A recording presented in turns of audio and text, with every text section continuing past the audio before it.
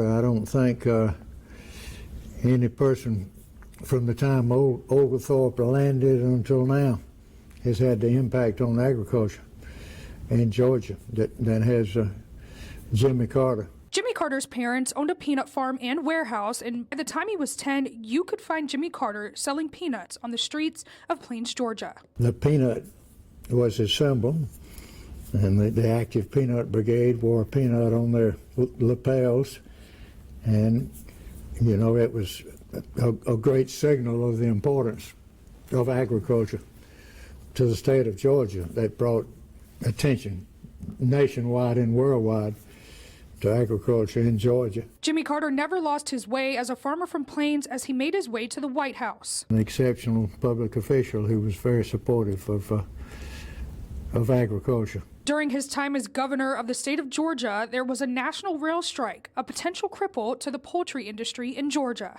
He suspended the truck weight limits for the state so that feed could be delivered enough, and had he not done that, the poultry industry in Georgia would have been devastated. And when he made it to Washington, farmers was struggling, and the country was in a recessionary time.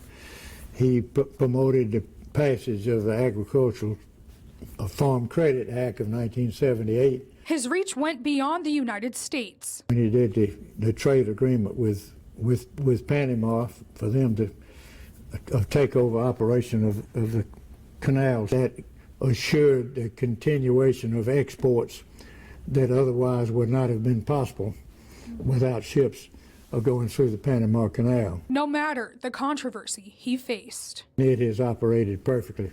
That was many years ago, and it has continued to operate and has expanded. So, you know, history has proven that he was correct and that he provided the leadership at the right time. 1977, not even a year into his presidency, was a time period known as the farm crisis. You know, agriculture goes through cycles, and that unfortunately was one of the low points, but I think he did everything possible to help. That legislation, which he spearheaded and signed into law, kept some farmers in business who would have not survived. His leadership would eventually earn him a place in the Georgia Agricultural Hall of Fame.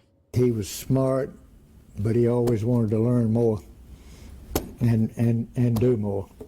And that, I think that applies not only to what he did in agriculture, but what he's doing in life. He just continues to make things happen in a worthwhile way.